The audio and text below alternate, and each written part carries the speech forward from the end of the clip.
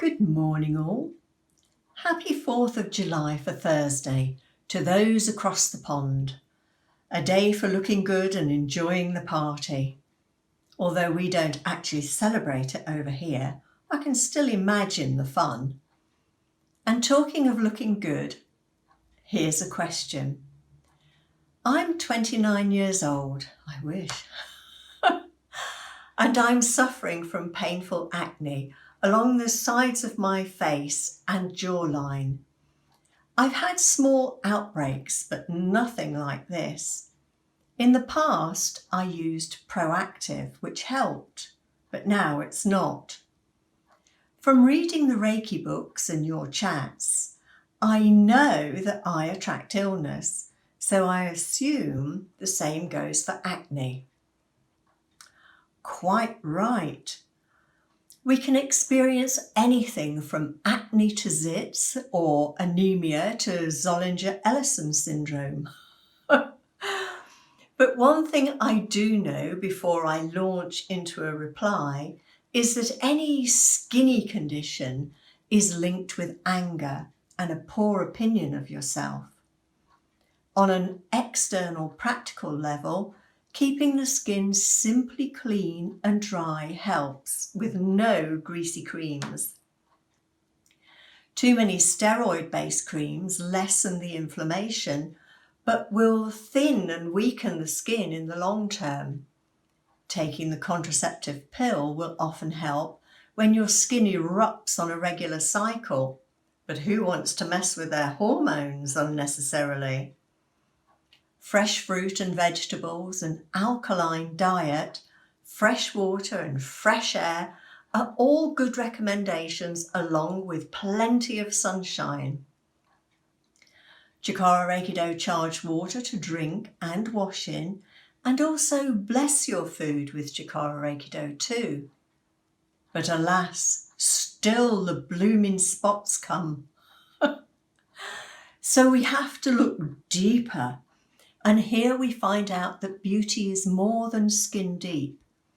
Often skinny people don't realise how beautiful, talented and intelligent they are. They bury themselves under a pile of pus. The skin is to do with touching and connecting to others, but also it separates and protects us. A few ugly spots and we feel even more separated. In Chinese medicine, the skin is the third lung, so we also excrete via our skin any buildup of toxins, anger included. We also talk about letting our skin breathe.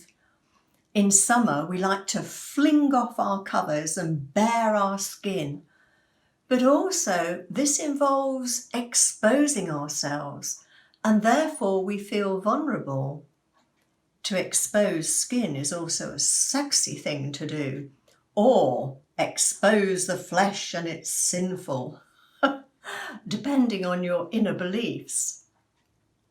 Again, we come back to connecting or separating with others. Whatever happens externally on the skin is a direct reflection of the inner workings of our internal aspects. Where it occurs is no accident either. We blush or flush when aroused, go red with embarrassment, pale when shocked, sweat with fear or excitement, or we go goosey all over when afraid or chilled. What a giveaway. The same pattern of self-disregard will show up in any therapy undertaking for a skinny cure. It doesn't matter where we look, internally or in the clothes in the wardrobe or family pecking order, still we'll find a poor self-image looking back at us. But through our physical, mental and emotional symptoms, we learn about ourselves, the nature of our spirit. Rather than trying to save face by covering up with lotions and potions, we simply need to embrace and love who we are at any given moment. We want so much to really connect with others, lovers, partners, children, family, friends, but acne or any skin rash is like an eruption of emotion. Something is trying to burst out, push out from the inside of us. But we don't want to accept the changes happening to us or around us. Acne is like a barrier, a self-defense barrier. I want to connect with others, but I'm ugly and spotty. I want to touch you, but you won't want to touch me with my ugly spots. And so the cycle literally goes round and round. Any skin rash is something trying to come from the dark to the light, from the subconscious to the conscious mind. People with sensitive skin are generally sensitive people and afraid of being hurt. But love means opening up our hearts, and that means being vulnerable to hurt and pain.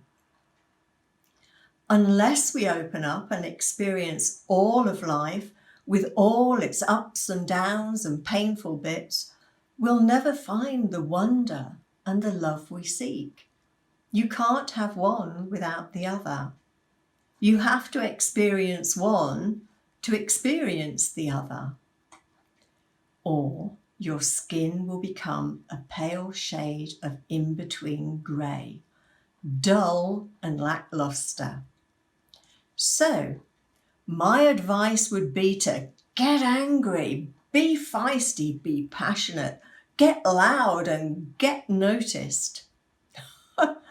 Smile at the world and the whole world will smile back at you and not even notice your spots, but will only see the sparkle in your eyes. Laugh a lot, be saucy, sexy and sensual. And for those moments when you slip back into feeling despondent and hurt, use your chikara-reiki-do energy to still your center and bring back balance to your life. Now, let's all celebrate the 4th of July and enjoy some chocolate and forget about big bums, spots or bad teeth. Chuffing grand. Have a powerful chikara-reiki-do weekend.